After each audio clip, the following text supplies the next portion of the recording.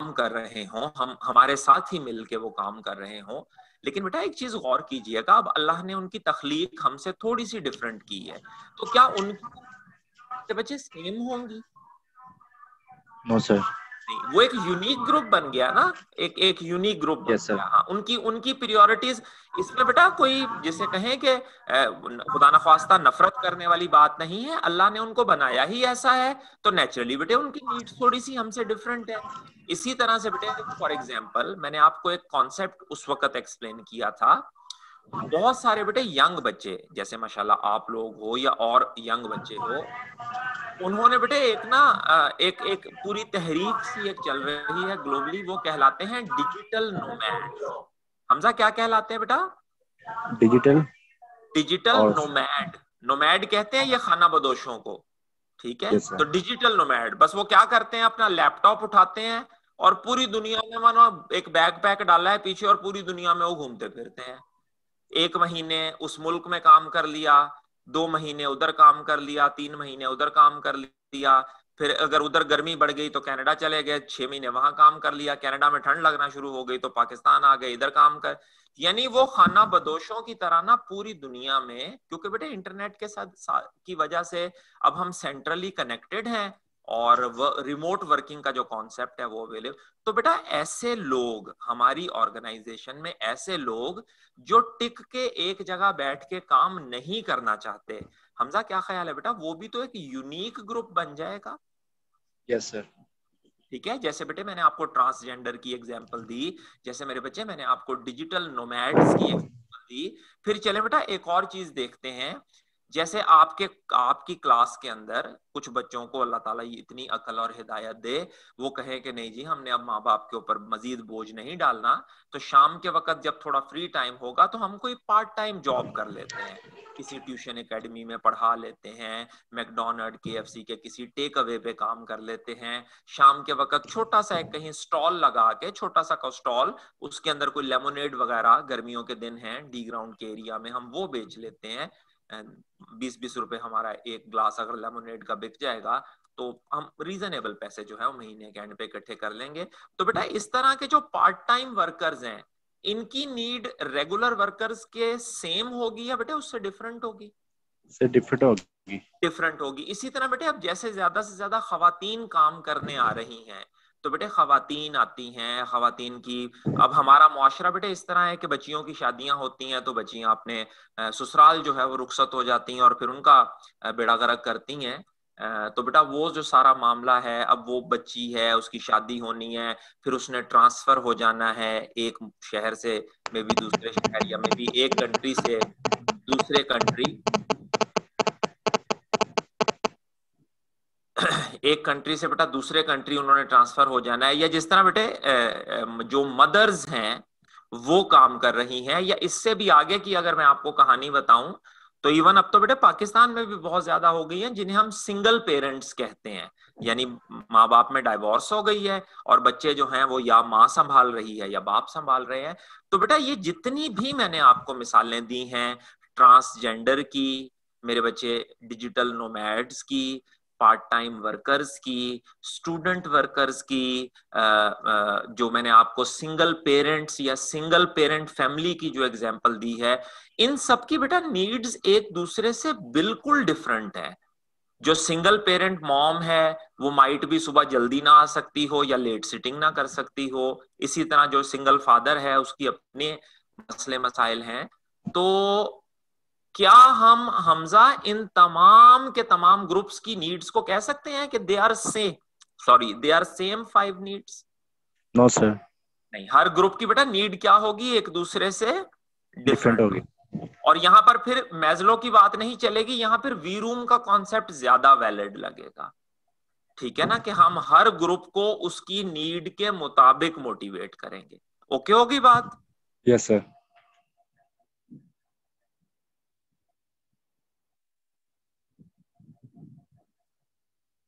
देखिएगा, designing appropriate reward आखिरी point है। उसके अंदर बेटे बात सिंपल सी ये है, इंतहाई सिंपल सी बात उसके अंदर ये है कि चूंकि हर एक की बेटा नीड डिफरेंट है, हर एम्प्लॉय की, हर एम्प्लॉय के ग्रुप की नीड डिफरेंट है, तो बेटा हम सबको कॉमन रिवॉर्ड से सेटिस्फाई नहीं कर सकते, हर बंदे को हम कॉमन रिवॉर्ड से सेटिस्फाई। जी बेटा आवाज आ रही है हमजा? ये सर आ रही।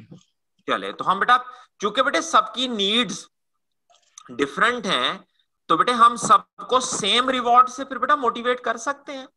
No sir.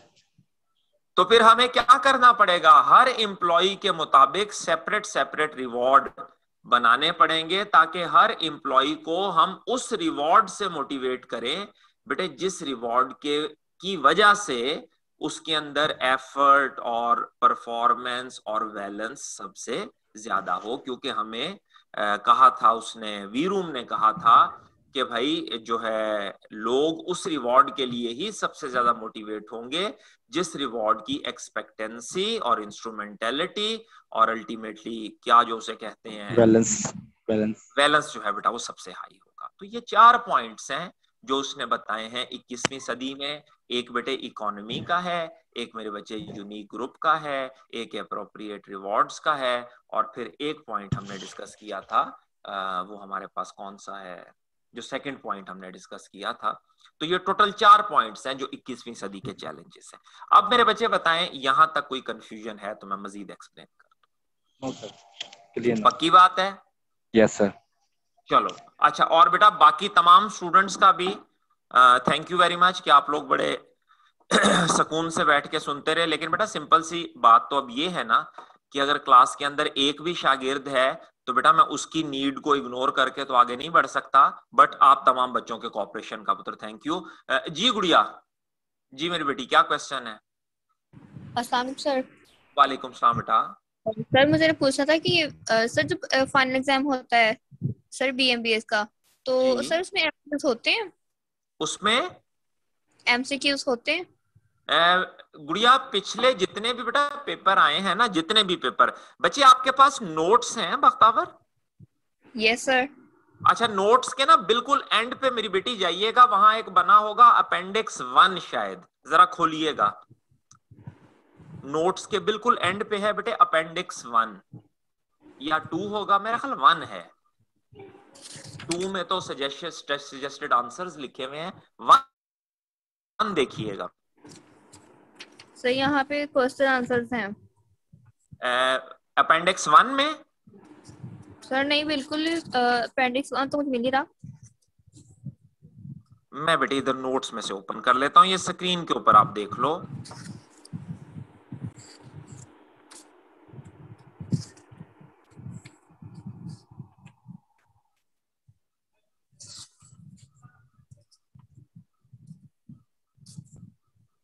एक मिनट गुड़िया, मैं ना ये ओपन करके ना, हाँ जी ये देखिएगा जरा।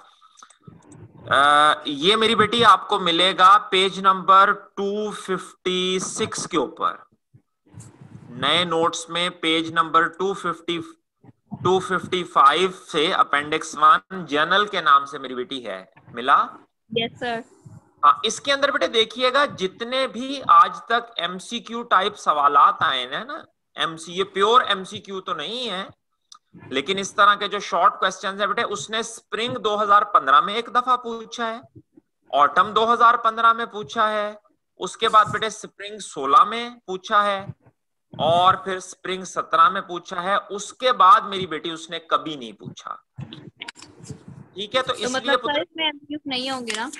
हाँ, फिर बेटा कुछ ना कंफर्म बात कही नहीं जा सकती, क्योंकि पिछला ट्रेंड यही दिखा रहा है कि मेजॉरिटी ऑफ पेपर मेरी बेटी रिटन फॉर्मेट में, रिटन फॉर्मेट से मेरी मुराद के नैरेटिव नेचर का होता है, जिसमें आपने चीजों को लिख के बयान करना होता है। कोई एक आधा बेटा बीच में 7, 8, 10 नंबर का सवाल आ जाए तो अब मेरी बच्ची उसकी तो मैं कोई जिसे कहें कि फाइनल बात आपको नहीं कह सकता, लेकिन यह है कि फिलहाल ऐसा कोई उम्मीद अपरेंटली नजर नहीं आती।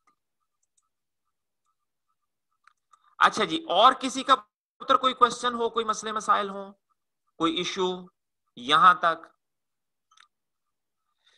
चले फिर अल्लाह का नाम लेके बेटे फिर मैं एक ना चैप्टर आप लोगों को शुरू करवाता हूं, और उस चैप्टर को शुरू करने से पहले आप लोगों के साथ तमाम स्टूडेंट से बेटे रिक्वेस्ट है मेरी, तकरीबन राइट नाउ मेरे पास अटेंडेंस जो है वो 48 स्टूडेंट्स की इसमें मौजूद है।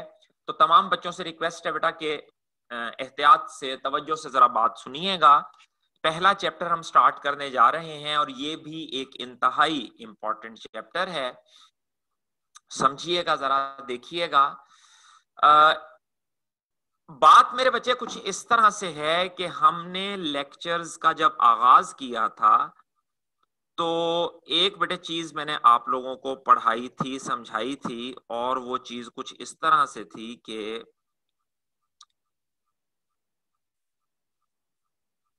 एक लफ्ज था जो बेटे मैंने आपके सामने एक्सप्लेन किया था, जहां से हमने बातचीत जो है उसका आगाज किया था, एंड दैट वाज मैनेजमेंट। ठीक है, उम्मीद है कि आप तमाम बच्चों को ये कॉन्सेप्ट जो है वो याद होंगे। बेटे सबसे पहले मैंने मैनेजमेंट समझाया था, मैनेजमेंट के साथ ही बेटे एक वर्ड मैंने आपको और एक्सप्लेन किया था, दैट वाज ऑर्गेनाइजेशन।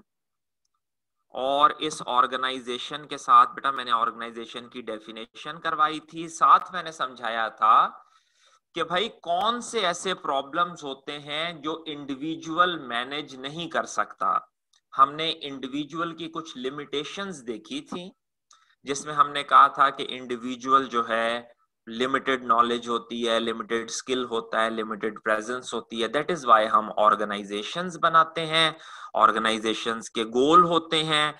फिर मैनेजमेंट में बेटे मजीद मैंने कुछ आपको चीजें एक्सप्लेन की थी, जिसमें बेटे आपको मैंने कुछ बेसिक फंक्शंस ऑफ मैनेजमेंट जो हैं वो एक्सप्लेन किए थे।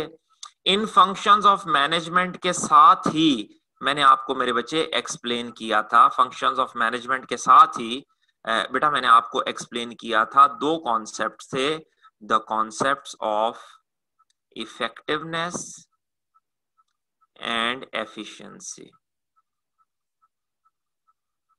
The concept of effectiveness and efficiency. और इसके साथ बेटा मैंने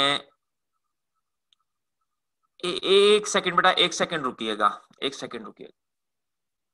हाँ, इसी की कॉपी करनी है। नहीं बेटा, ये जो सॉरी प्लास्टिक कवर में बेटा ये डेथ सर्टिफिकेट है। हाँ जी, इसकी 5 कॉपीज कर दे। Thank you. अच्छा सुनिएगा बेटा, मैं बता रहा था फंक्शंस ऑफ मैनेजमेंट, और उसके बाद बेटे इफेक्टिवनेस एंड एफिशिएंसी। फिर उसके बाद मैंने आपको एक कॉन्सेप्ट समझाया था कि बेटे मैनेजर क्या होता है, पूरी इसकी डेफिनेशंस करके बताई थी, मैनेजर क्या होता है और नॉन मैनेजर्स कौन होते हैं दोनों के दरमियान। और फिर बेटे मैनेजमेंट के अंदर ही हमने जो लेवल्स ऑफ मैनेजमेंट हैं, जिसमें स्ट्रेटेजिक मैनेजमेंट और टैक्टिकल मैनेजमेंट और मेरे बच्चे हमारे पास ऑपरेशनल मैनेजमेंट का कॉन्सेप्ट था, हमने थोड़ी सी उसकी बात की थी। ये पुत्र बिल्कुल शुरू के लेक्चर्स हैं, बिल्कुल शुरू के लेक्चर्स हैं, और इन लेक्चर्स के अंदर हमने ये शुरू के बुनियादी कॉन्सेप्ट जो है वो पढ़े थे। अब आप तमाम बच्चों से बेटा रिक्वेस्ट मेरी ये है, 1 से 2 मिनट के लिए ना मैं जरा खामोश होने लगा हूं। आप इन सारे पॉइंट्स को ना क्विकली जरा एक दफा अपने जहन में रिवाइज कर लें कि मैनेजमेंट क्या है, फंक्शंस ऑफ मैनेजमेंट क्या है, planning, organizing, controlling, coordinating, effectiveness क्या होती है, एफिशिएंसी क्या होती है, मैनेजर कौन होता है, स्ट्रेटेजिक मैनेजर कौन होता है, टैक्टिकल मैनेजर कौन होता है, ऑपरेशनल मैनेजर कौन होता है। फिर सबसे नीचे हमारे पास जो नॉन मैनेजर हमारे हैं या जो हमारे वर्कर्स हैं वो कौन होते हैं और उन्हें हम नॉन मैनेजर क्यों कहते हैं। इन कॉन्सेप्ट्स को बेटे 2-3 मिनट के अंदर, इससे ज्यादा नहीं, 2-3 मिनट के अंदर जल्दी से रिवाइज कर लें। रीजन उसके बिहाइंड बेटे ये है कि अगला जो हमारा चैप्टर जो हम शुरू करने जा रहे हैं, पहला चैप्टर, वो सारे का सारा बेटा बेस ही इस पे करता है। उस चैप्टर के अंदर हमने पढ़नी ही मैनेजमेंट थ्योरीज हैं, टोटल मैनेजमेंट थ्योरीज पढ़नी है। तो जब तक बेटा ये कॉन्सेप्ट क्लियर नहीं होगा तब तक फिर आपको आइडिया समझ में नहीं आएगा कि मैनेजमेंट थ्योरीज का कॉन्सेप्ट क्या है। 2 से 3 मिनट सिर्फ मैं खामोश होने लगा हूं, आप बेटे इनको जल्दी से रिवाइज कर लें अगर कोई क्वेश्चन हो तो हैंड रेज करें ताकि मैं उसको री एक्सप्लेन कर दूं और फिर हम अपने एक्चुअल डिस्कशन की तरफ बढ़ते हैं।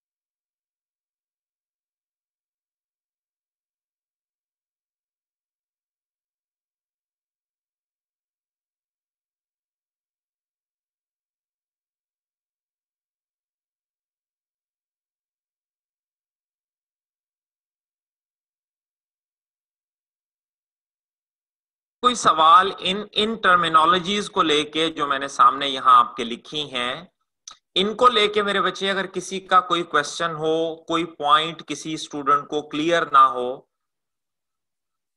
तो प्लीज बताइएगा, अदरवाइज फिर मैं जो हमारी एक्चुअल डिस्कशन है उसकी तरफ चलूं। कोई डेफिनेशन, कोई पॉइंट, कोई चीज जो आप बच्चों को क्लियर ना हो तो बेटे जरा मुझे बता दीजिए ताकि फिर मैं उसको एक्सप्लेन कर दूं अकॉर्डिंगली। नहीं, अगर अल्हम्दुलिल्लाह क्लियर है सब कुछ तो फिर हम जरा आगे बढ़ें।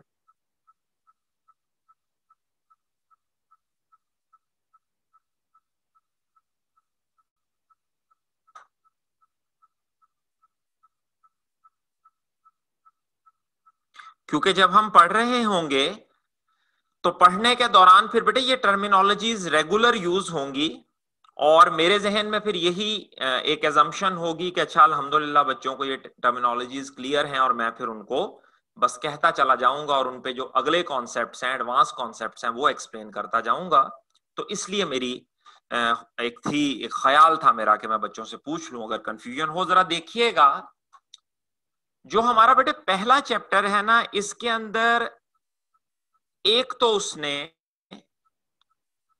हमारा मैनेजमेंट के लफ्ज से बिल्कुल बुनियादी सा इंट्रोडक्शन करवाया है। इस इंट्रोडक्शन के अंदर बेटे उसने हमें मैनेजमेंट की डेफिनेशन समझाने की कोशिश की है कि भाई मैनेजमेंट होती क्या है। फिर उसके बाद थोड़ा सा उसने हमें एक्सप्लेन किया है फंक्शंस ऑफ मैनेजमेंट, जो बेटे हम पढ़ चुके हैं, लाइक प्लानिंग है या कोऑर्डिनेटिंग है या कंट्रोलिंग है, डायरेक्टिंग वगैरह, कोऑर्डिनेटिंग, वो फंक्शंस हमने ऑलरेडी पढ़े हैं उसके बारे में।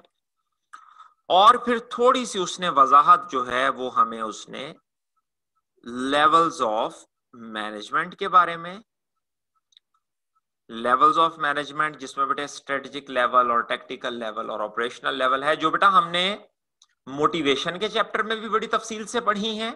Vision, mission, strategy, tactics, operations and so on. और बेटे MIS वाले चैप्टर में भी जहां हमने इंफॉर्मेशन सिस्टम पढ़ा था तो वहां हमने need of information, role of information, वहां भी हमने ये स्ट्रेटेजिक, टैक्टिकल और ऑपरेशनल की बड़ी अच्छी एक मुझे याद है डिस्कशन की थी। ये पहले तकरीबन 2 सफात के ऊपर चैप्टर नंबर 1 के जो पहले तकरीबन 2 या 1.5 पेज, एक्चुअली आप कह लें पहले 1.5 सफे के ऊपर उसने ये 3 बातों की थोड़ी सी वजाहत की है। फिर उसके बाद बेटा एक बहुत इंपॉर्टेंट वो कॉन्सेप्ट आप लोगों के साथ शेयर करता है। और इस कॉन्सेप्ट में बेटा एक और चीज बड़ी ही कमाल की हुई कि उसने शुरू के 2-3 साल, यानी ऑटम 2014 पहली आपकी अटेम्प्ट थी, उसने शुरू के 2-3 साल इसमें से सवाल पूछा ही नहीं। और मुझे अच्छी तरह याद है, इवन लाहौर के कुछ BMBS के बड़े जो मशहूर असातिज़ा हैं, जिनको अल्लाह ने बड़ी इज्जत दी हुई है, मैंने फेसबुक के ऊपर उनके कमेंट्स भी देखने या उनकी वीडियोस भी देखनी, तो बाकायदा वो भी अपने स्टूडेंट्स को ये कहते नजर आए कि यार छोड़ दें ये हिस्सा, ये पोर्शन छोड़ दें, आई कैप ने कभी इससे सवाल नहीं पूछा। लेकिन थोड़ा सा एक ये था, मैं अपने बच्चों के पीछे पड़ा रहता था कि बेटा इसको याद करो, इसको लाजमी याद करो। अगर किसी में से कभी सवाल नहीं पूछा तो वो इसका ये मतलब नहीं है कि आई कैप उसे भूल गया है, आई कैप इसमें से सवाल। और वाकई ही फिर ये हुआ कि उस अटेम्प्ट या उससे अगली अटेम्प्ट में आई कैप ने इस पोर्शन में से, यहाँ कुछ डेफिनेशंस हैं थोड़ी सी, उसमें से बेटे उसने सवाल पूछ लिया। और सवाल पूछ लिया तो वो फिर जब उसने एग्जामिनर कमेंट्स लिखे तो बताया उसने कि तकरीबन, आप भी बेटे वो एग्जामिनर कमेंट्स बेशक पढ़िएगा, तकरीबन वो कहता है कि जी 70% के करीब स्टूडेंट्स थे जिन्होंने सिरे से ये सवाल अटेम्प्ट ही नहीं किया, और वो अच्छा खासा बच्चों को उसका नुकसान उठाना पड़ा। ऑल दो के सवाल छोटी थोड़ी वेटेज का ही था, लेकिन बेटा हमारे लिए तो यहाँ एक एक नंबर जो है वो भी इंतहाई अहमियत के हामिल होते हैं। तो आप लोगों ने कभी ये बेवकूफी नहीं करनी। अब इसके ऊपर से अक्सर आई कैप जो है वो सवाल पूछता है। ये बेटे इसे हम कहते हैं मैनेजमेंट साइंस, या जो ज्यादा इसका मुस्तामिल जो नाम है या ज्यादा जो इसका कॉमन नाम है, इसे बेटे हम कहते हैं ऑपरेशंस रिसर्च। ये आप लोग मेरे बच्चे जो पढ़ के आए हैं ना मोहतरम सर आरिफ साहब से क्यूटी के अंदर, ये बेसिकली वो क्यूटी के अंदर जो कुछ आपने अच्छी अच्छी चीजें सर से पढ़ी थी कि डेटा कैसे इकट्ठा करना है, उसकी ग्रुपिंग कैसे करनी है, उसकी फ्रीक्वेंसी आनी है, उसमें डेविएशन किस तरह कैलकुलेट होगी, कोरिलेशंस कैसे कैलकुलेट होंगे, हाइपोथेसिस कैसे बनते हैं, प्रोबेबिलिटीज कैसे कैलकुलेट होती हैं, सैंपल्स कैसे बनाए जाते हैं, उनको पॉपुलेशन के ऊपर फिर फैलाया स्प्रेड किस तरह किया जाता है, वो वाले बेटे मैथमेटिक्स और क्यूटी के जितने भी असूल हैं हम उनको यूज करते हैं मैनेजमेंट के अंदर। इसे ऑपरेशंस रिसर्च कहते हैं।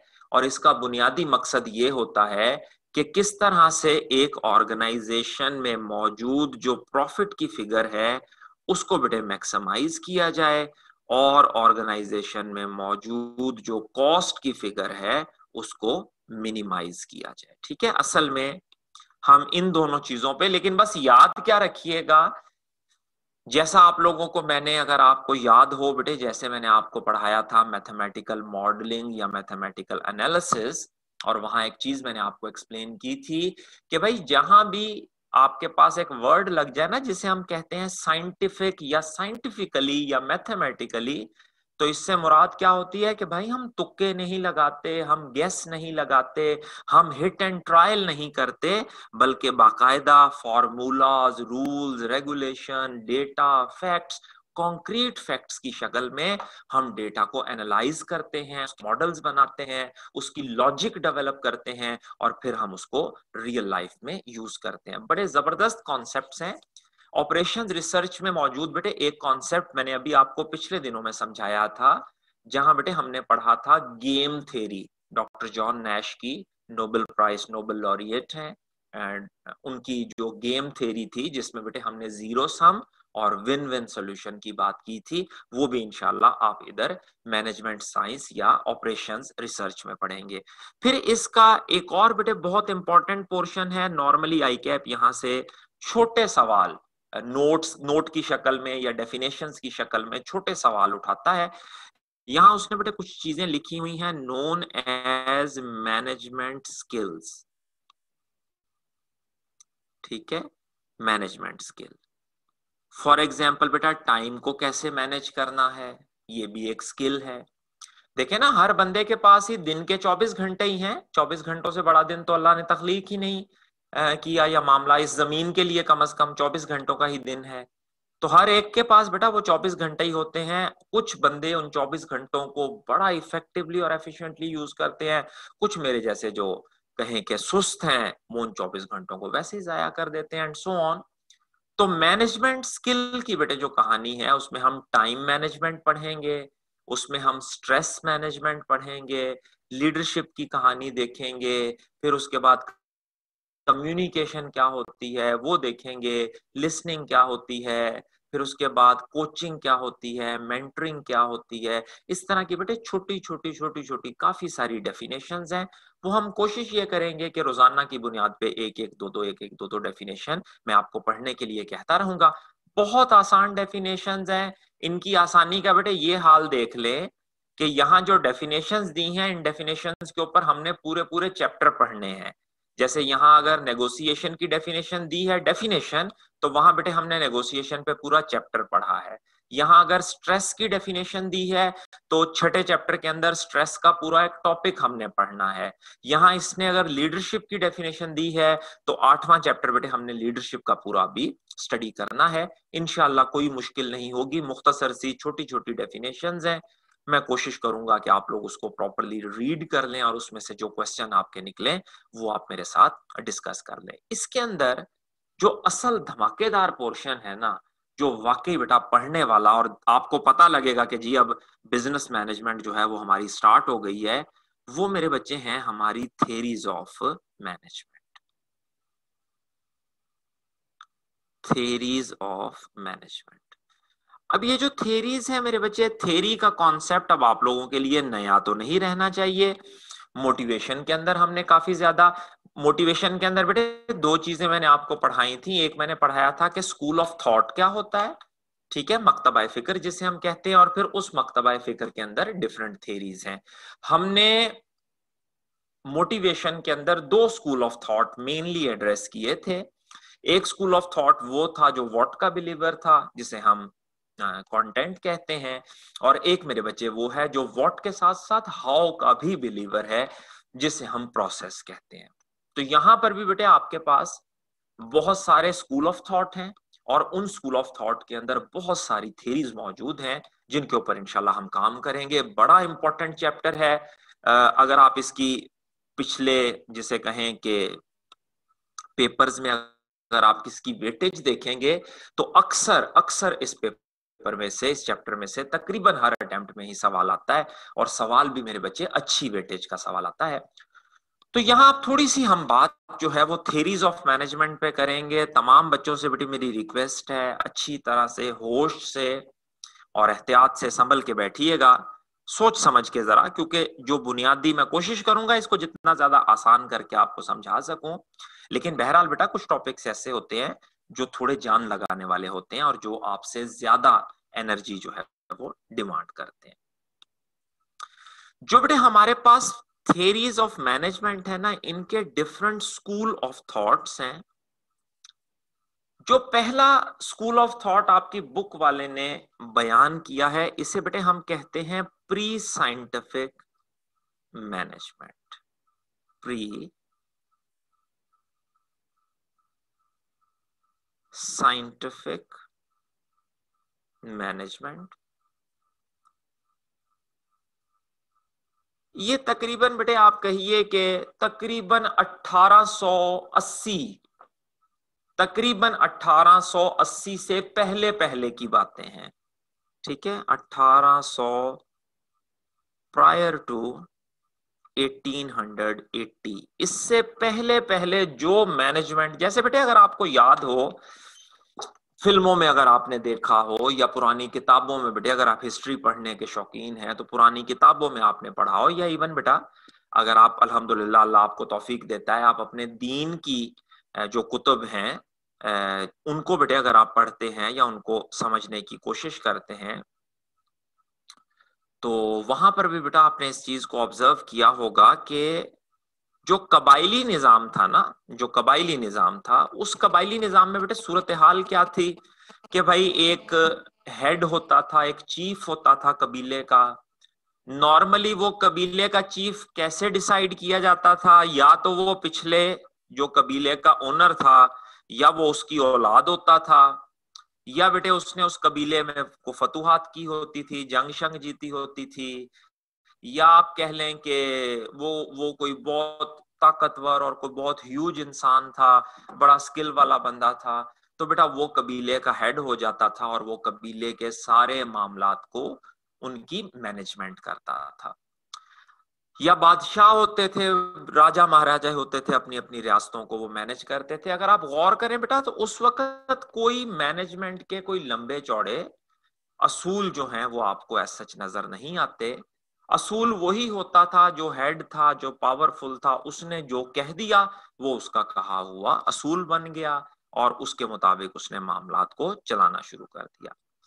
जो असल हमारे पास साइंटिफिक मैनेजमेंट या जिसे हम कहते हैं मैनेजमेंट के अंदर जो साइंस की इन्वॉल्वमेंट हुई, उसका दौर जो है वो तकरीबन हमारे पास नेक्स्ट मूव किया, जिसमें सबसे पहले बेटा जो हमारे पास स्कूल ऑफ थॉट आता है ना, सॉरी, जो सबसे पहले बेटे हमारे पास स्कूल ऑफ थॉट आता है, इन्हें बेटे हम क्लासिकल थेरीज कहते हैं।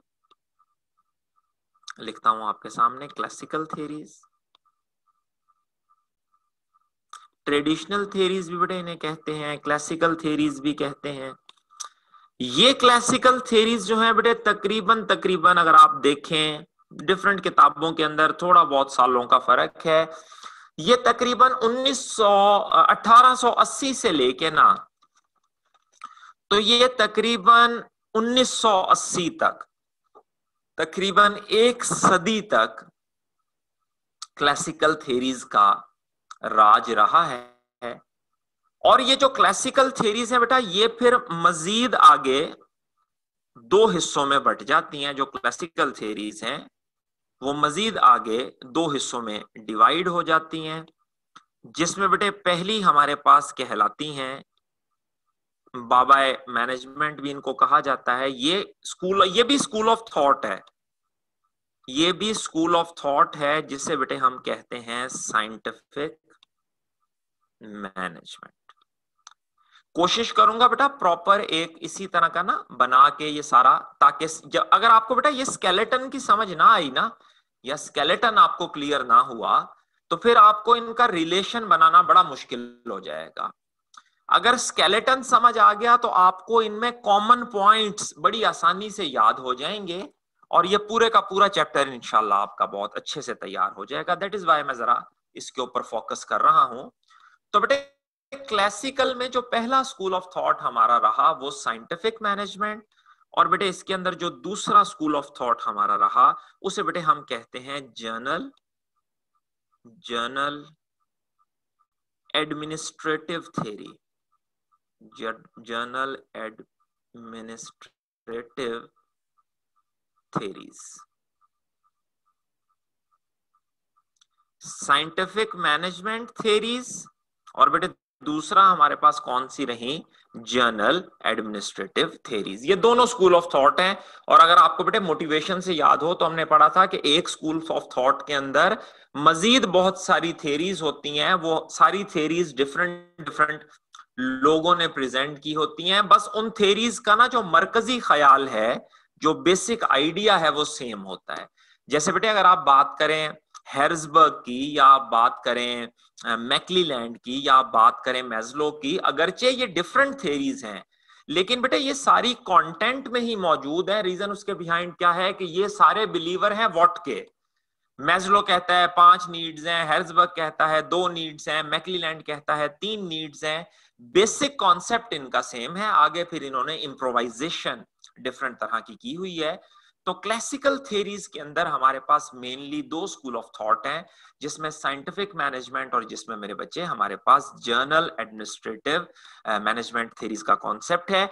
जो साइंटिफिक मैनेजमेंट है दोस्तों, साइंटिफिक मैनेजमेंट ये मजीद फिर आगे दो हिस्सों में बंटती है। और इसी तरह बेटे जो जर्नल एडमिनिस्ट्रेटिव थ्योरीज हैं इनके अंदर भी मजीद आपको वेरिएशन जो है, मजीद काम होता हुआ जो है वो नजर आएगा। बल्कि इसको इस तरह से करते हैं, उस तरह समझना आप लोगों के लिए ज्यादा आसान रह जाएगा। मैं जो जर्नल एडमिनिस्ट्रेटिव थ्योरीज है ना, इनके साथ ही ऊपर एक और मामला यहां बना देता हूं। हाँ, इस तरह ज्यादा आपको समझना आसान रह जाएगा। इससे बेटे आप यूं कह लें कि क्लासिकल में तीसरा एक हिस्सा आ गया, इन थ्योरीज को हम कहते हैं ब्यूरोक्रेसी।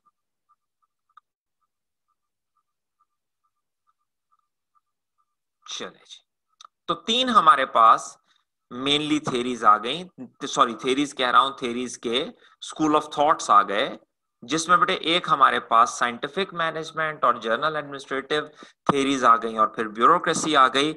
और इसी तरह से बेटा जो ब्यूरोक्रेसी है, ब्यूरोक्रेसी के अंदर भी फिर मजीद हम कुछ डिटेल्स जो है वो देखने और समझने की कोशिश करेंगे।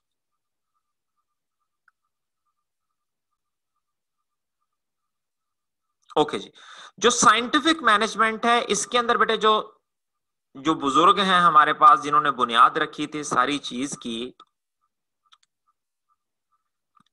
उनका नाम है बेटे Frederick Taylor.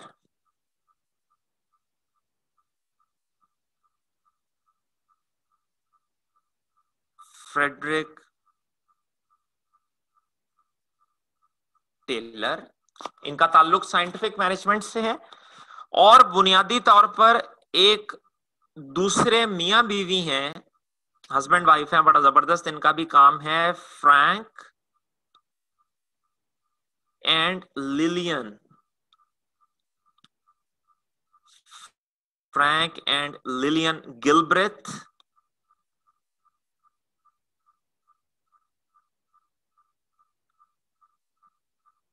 Frank and Lillian Gilbreth, हमारे यहां पर तो बेटे मियां बीवी जो हैं वो माँ से वाय लड़ने के और कोई काम नहीं करते, लेकिन उन्होंने लड़ने के साथ साथ थेरीज जो है वो भी प्रेजेंट कर दी।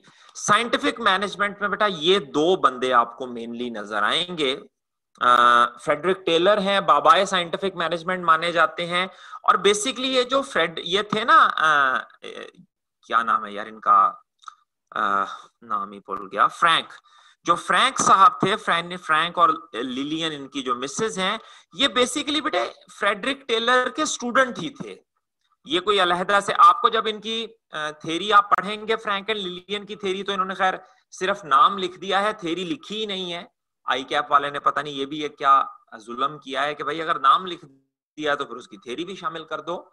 इंशाल्लाह कहीं अगले लेवल्स के ऊपर जाके सीफैप वगैरह में जब आप मजीद तफसील से पढ़ेंगे तो आपको फ्रैंक और लिलियन के काम में और फ्रेडरिक टेलर के काम में बहुत मुमासलत नजर आएगी। रीजन उसके बिहाइंड क्या है कि बेटे जो मियां बीवी थे mister and Mrs Frank Gilbreth, ये एक्चुअली फ्रेडरिक स्टूडेंट थे। तो लाजमी बात है बेटा जब आप कोई काम करते हैं तो उस काम में आपके उस्ताद की जो एक झलक है या उस्ताद का जो रंग है वो हमेशा झलकता हुआ नजर आता है। फिर उसके बाद बेटा जर्नल एडमिनिस्ट्रेटिव थ्योरी के अंदर, जर्नल एडमिनिस्ट्रेटिव थ्योरी में हमारे पास हेनरी फयोल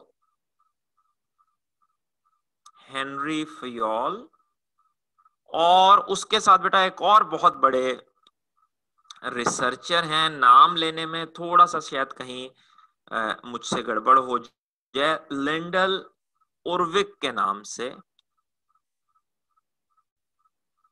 ठीक है, अब नेट के ऊपर बेटा मैंने जहां पढ़ा है या जहां अपने असातिज़ा से जो मैंने सुना है, डिफरेंट असातिज़ा डिफरेंट तरह से इनके नाम को प्रोनाउंसिएट करते हैं।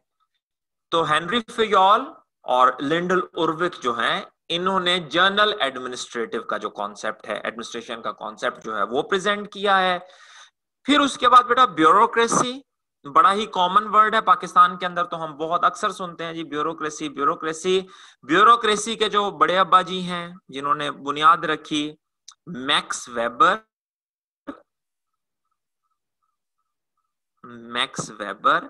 और उसके बाद बेटे एक और साहब हैं, इन्हीं सॉरी साहब कह रहा हूं, मोहतरमा है, रोजमेरी स्टीवर्ट के नाम से, रोजमेरी स्टीवर्ट।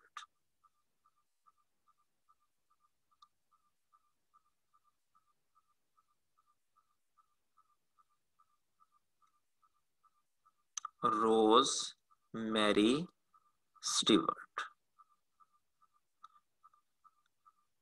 इन दोनों का जो ताल्लुक है मेनली वो ब्यूरोक्रेसी से है, और scientific management, journal administrative theories और ब्यूरोक्रेसी को मिला के हम कंबाइन कर देते हैं क्लासिकल थ्योरीज। और क्लासिकल थ्योरीज जो है ये तकरीबन मैंने आपको बताया कि तकरीबन एक सदी तक इसके अंदर जो है वो काम होता रहा, मामलात होते रहे। अच्छा, उसके बाद हमारे पास एक अगला दौर शुरू हुआ और दोस्तों इस दौर को, इस अगले दौर को हम नाम देते हैं बेटा, दो तीन नाम हैं इसके। इसको एक तो मेरे बच्चे कहते हैं न्यो क्लासिकल। जो लफ्ज न्यो है ना, इससे मुराद होती है न्यू। ये गालिबन मेरा ख्याल, अगर मैं गलती नहीं कर रहा, ये ग्रीक लैंग्वेज का वर्ड है न्यो। कंफर्म मेरा ख्याल अब मेरे जहन में नहीं आ रहा, ग्रीक ही है मेरा ख्याल न्यो। ये न्यू के मायने में इस्तेमाल होता है।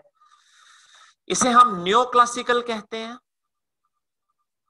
न्यो क्लासिकल।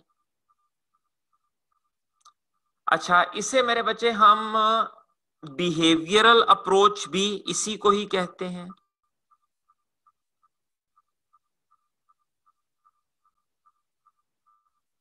बिहेवियरल अप्रोच, ठीक है। ये होती क्या है, इंशाल्लाह एक एक चीज की बड़ी तफसील से वजाहत करूंगा और समझाऊंगा। न्यो क्लासिकल कहते हैं, बिहेवियर अप्रोच भी बेटा इसको कहा जाता है, ठीक है। Behavioural approach management theories, न्यो classical management theories जो है इसको कहते हैं। और इसमें जो नाम आपको मिलेंगे या जिन थ्योरीज में आप अपनी सलाहियतें जो हैं वो इन्वेस्ट करेंगे, उसमें एक तो बेटा बहुत बहुत मशहूर स्टडी है, कंपनी है जनरल इलेक्ट्रॉनिक्स। उनका एक जगह है अमेरिका के अंदर, उसे हम हैथॉर्न कहते हैं। ये मेरे बेशक मुंह को वड़ पै जाए, लेकिन मैं कोशिश करूंगा कि आपके सामने इसको अच्छी तरह से प्रोनाउंसिएट करूं। हैथॉर्न स्टडीज इसे कहते हैं। इसे बेटे हैथॉर्न स्टडीज क्यों कहते हैं? बिकॉज ये वाली जो स्टडीज हैं ये हमारे पास की गई जनरल इलेक्ट्रॉनिक्स, अमेरिका की एक बहुत बड़ी कंपनी है जीई, ये उसका जो हैथॉर्न वाली जगह है, हैथॉर्न के अंदर जो उसका प्लांट है, वहां पर स्टडीज की गई थी। हैथॉर्न के अंदर बेटे और भी बहुत ज्यादा स्टडीज की गई, लेकिन उनमें से एक स्टडी ये वाली भी थी जिसके अंदर हमने बिहेवियरल या मैनेजमेंट थ्योरीज जो हैं उनके ऊपर बात की। हैथॉर्न स्टडीज में ना कुछ ऐसी फाइंडिंग्स, एक्चुअली हैथॉर्न स्टडीज जो है ये कर रहे थे बेटे कुछ इंजीनियर्स, बात को जरा समझिएगा। हैथॉर्न स्टडी कर रहे थे कुछ इंजीनियर्स, और जब भी बेटे आप कुछ रिसर्च करते हैं तो क्यूटी में आपने मोहतरम सर आरिफ साहब से पढ़ा होगा कि आप एक बेसिक हाइपोथेसिस जहन में रख के काम करना शुरू करते हैं। इंजीनियर्स ने बेटे जब हैथॉर्न स्टडी शुरू की और उन्होंने एक बेसिक हाइपोथेसिस जहन में रख के जब उन्होंने काम करना शुरू किया, तो उस काम के जो रिजल्ट्स थे वो ऐसे रिजल्ट्स निकले जो उनके वहमो गुमान में भी नहीं थे।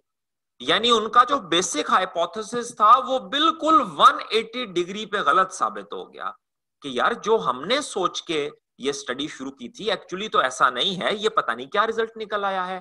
उनको उस रिजल्ट की समझ ही ना आए, वो इतना मुख्तलिफ रिजल्ट निकला। तो उन्होंने फिर बेटा उस वक्त के जो एक बिहेवियरल जो बिहेवियर के जो उस्ताद थे, जो बिहेवियर्स को समझते थे, या ऑर्गेनाइजेशन के या मैनेजमेंट के एक रिसर्चर थे, उन्होंने उसको बुलाया कि भाई साहब हम तो इंजीनियर हैं, हमने तो ये सोच के स्टडी शुरू की थी, लेकिन ये तो रिजल्ट ही बिल्कुल डिफरेंट निकला है। आपका ताल्लुक मैनेजमेंट से है, तो जरा ये रिजल्ट देख के हमें समझाइए कि ये एक्चुअली कहानी क्या निकली है। वो जो साहब थे उनका नाम है बेटे जी एल्टन म्यो। ये आजकल की मैनेजमेंट में बेटा जो इंसानों को इतनी इंपॉर्टेंस दी जाती है ना, ये देख लें हम एक पूरा सब्जेक्ट पढ़ रहे हैं इंसानों के लिए, business management and behavioural studies. एक सब्जेक्ट कोई पढ़ता है जी साइकोलॉजी, एक सब्जेक्ट कोई पढ़ता है सोशियोलॉजी, एक सब्जेक्ट कोई पढ़ता है एंथ्रोपोलॉजी, एक सब्जेक्ट कोई पढ़ता है एचआर। ये बेटे जितनी भी हम इंसानों से मुतल्लिक इतनी स्टडी करते हैं और इंसानों के बिहेवियर को समझने की कोशिश करते हैं, और हम ये कहते हैं कि इंसानों के बिहेवियर को समझे बगैर हम ऑर्गेनाइजेशन को क्रिएटिविटी नहीं कर सकते, ऑर्गेनाइजेशन को सक्सेसफुल नहीं बना सकते। बुनियादी तौर पर बेटे इस चीज की जो आगाज जो इसका किया था वो एल्टन म्यो ने किया था। इंसानों को हमेशा इस बंदे का एहसानमंद रहना पड़ेगा कि इस बंदे ने फर्स्ट टाइम किसी हद तक इस बात को अप्रिशिएट किया था या इस बात की अहमियत का एहसास दिलाया था कि भाई ऑर्गेनाइजेशन के अंदर इंसान सबसे इंपॉर्टेंट है, बाकी हर चीज की वैल्यू जो है वो बाद में आती है। फिर उसके बाद बेटे एक और रिसर्चर हैं, इनका नाम है मैकग्रेगर। मैकग्रेगर, ठीक है। इनकी बड़ी मशहूर थ्योरी है, बहुत मशहूर थ्योरी, और उसका नाम है थ्योरी एक्स एंड वाई। ठीक है, थ्योरी एक्स एंड वाई। उसके बाद एक और साहब हैं, उनका नाम है विलियम ऊची। कूची नहीं, ठीक है, वो रंग सफेदी वाली कूची नहीं, विलियम ऊची उनका नाम है। और उनकी बेटे है थ्योरी जी के नाम से, थ्योरी जेड के नाम से, विलियम ऊची, और उनकी है थ्योरी जी। ये बेटे थ्योरीज तीनों जो हैं, थ्योरी एक्स और वाई और थ्योरी जी जो है ये डिफरेंट है। थ्योरी जी बुनियादी तौर पर हमारे पास बेटे पूरी दुनिया के अंदर ना एक खास कल्चर है, और वो कल्चर एक मुल्क का है जिसे हम जापानीज कल्चर कहते हैं। बड़ा ही यूनिक और बड़ा जबरदस्त कल्चर है, बड़ा सक्सेसफुल कल्चर, शानदार किस्म का कल्चर है, दुनिया अप्रिशिएट करती है उसे। हर कल्चर की तरह बेटे उसमें भी कुछ कमियां हैं, लेकिन ओवरऑल एक बड़ा खूबसूरत कल्चर वो नजर आता है। विलियम ऊची ने बेसिकली अमेरिकन कल्चर और जापानीज कल्चर को बेटे कंपेयर किया था, और उसने कंपेयर करके ये बताया था कि कौन कौन सी ऐसी अच्छी बातें हैं जो अमेरिकन कंपनीज जो हैं, अमेरिकन ऑर्गेनाइजेशंस जो हैं बेटे, वो जापानी ऑर्गेनाइजेशन से सीख सकती हैं, और ऑर्गेनाइजेशंस जापानी से वो हासिल। जापानी बेटे बहुत कामयाब, आप तो बहुत छोटे होंगे उस वक्त, या मैं भी शायद इस जहान में ही ना भी तशरीफ लाए हों। तो एक जमाना बेटे हमारे, मेरे बचपन का जमाना, जहां पर हमारे लोग या बुजुर्ग जब भी दुकान पे जाते थे तो दे ऑलवेज आस्क फॉर जापानी प्रोडक्ट। यार एयर कंडीशन लेना है, यार जापानी एयर कंडीशन दिखाओ, यार जापानी कपड़ा दिखाओ, यार जापानी फलानी मशीन दो हमें। लोग हमेशा जापानी कंपनीज को, क्योंकि जापानी कंपनीज जैसे बेटे सोनी है, जैसे एकाए है, जैसे मेरे बच्चे और बेतहाशा जापानीज कंपनीज हैं, इन कंपनीज को, ये जो है होंडा है, ठीक है, और इसी तरह और बेतहाशा कंपनीज, ये हमेशा बेटा क्वालिटी की सिंबल ग्लोबली मानी जाती थी और बड़ी शानदार कंपनीज मानी जाती हैं। तो विलियम ऊची ने थ्योरी जी के अंदर बेसिकली इसके ऊपर एक मुकम्मल रिसर्च की है। अच्छा जी, उसके बाद मेरा बच्चा हमारे पास फाइनली आज के दौर में, हम आज के दिनों में हम बेटे जिस दौर से गुजर रहे हैं, ये बेटे कहलाती हैं कॉन्टिजेंसी थ्योरीज। ठीक है, जो आज का हमारा दौर है ये कहलाती हैं कॉन्टिजेंसी। सिचुएशनल अप्रोच भी बेटे इसको कहते हैं, कॉन्टिजेंसी थ्योरीज या कॉन्टिजेंसी, या चलें इसको मैं थोड़ा सा जरा ना इसको भी थोड़ा बेहतर बना के लिखता हूं।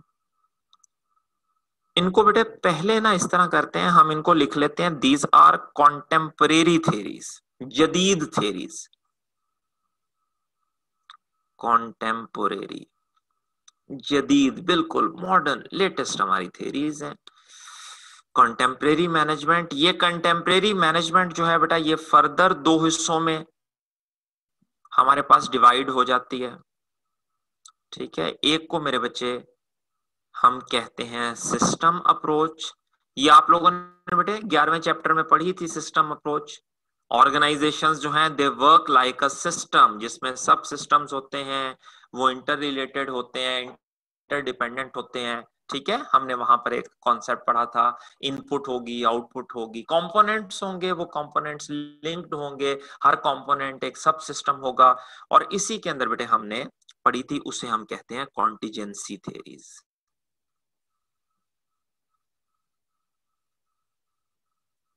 कॉन्टिजेंसी थ्योरीज, तो ये दो जो है बेटे ये हमारे पास कॉन्टेम्परेरी थ्योरीज जो है वो कहलाती हैं। ये सारे का सारा बेटा स्केलेटन मैंने कोशिश की है कि आपको बना के प्रोवाइड कर दूं, ताकि कम से कम ना आपको ये पूरा का पूरा चैप्टर जो है वो इन अ सिंगल ग्लांस, आप इस पूरे चैप्टर को ना आप एक नजर में देख सकें कि यार बेसिकली हमने पढ़ना क्या है। अब हमारी स्ट्रेटजी बेटे आने वाले दिनों में क्या होगी कि हम मैनेजमेंट थ्योरीज पढ़ेंगे, यही सबसे ज्यादा काम करने वाला एरिया है हमारा। मैनेजमेंट थ्योरीज पढ़ेंगे, इंट्रोडक्शन में नहीं पढ़ाऊंगा क्योंकि वो ऑलरेडी मैं पढ़ा चुका हूं।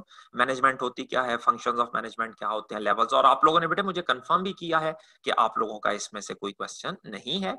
उसके बाद बेटे जो ऑपरेशंस रिसर्च है और आगे मैनेजमेंट स्किल्स हैं, ये छोटी छोटी डेफिनेशन है, ये रोजाना की बुनियाद पे एक डेफिनेशन में आप लोगों को एक्सप्लेन कर दिया करूंगा, और वो डेफिनेशन आप पढ़ के उसमें से अगर कोई सवाल होगा तो मुझसे पूछ लिया कीजिएगा।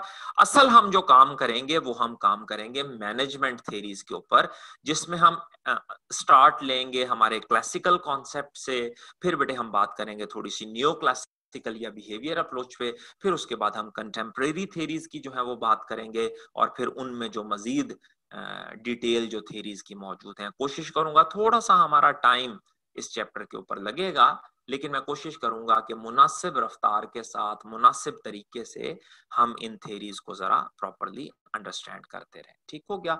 तो अल्हम्दुलिल्लाह बेटे आज का हमारा लेक्चर कंप्लीट होता है। जितनी एक आइडिया था मैंने कोशिश की है कि उसको बेहतर तरह से मैं आपके सामने एक्सप्लेन कर दूं। तो कल है गालिबन, क्या दिन है कल? कल जुमा है मेरा ख्याल। हाँ जी सर, कल जुमा है। कल इंशाल्लाह 11:30 बजे हमारी मुलाकात होगी, अगर अल्लाह को मंजूर हुआ तो। In the mean time group में मैं अवेलेबल रहूंगा, क्वेश्चन आप मुझसे पूछते रहिएगा, ठीक है? तो अगर जो भी सवालात हों तो मजीद हम उसको देख लेंगे। आज आप लोगों का टेस्ट भी होगा, तो टेस्ट को भी बेटे अच्छे से अटेम्प्ट कीजिएगा, और ताकि जो है वो सारे के सारे मामलात जो हैं वो साथ साथ बड़े अच्छे तरीके से चलते रहे। ठीक सर, अपना ख्याल रखिएगा, घर वालों का ख्याल रखिएगा, और फी अमान अल्लाह।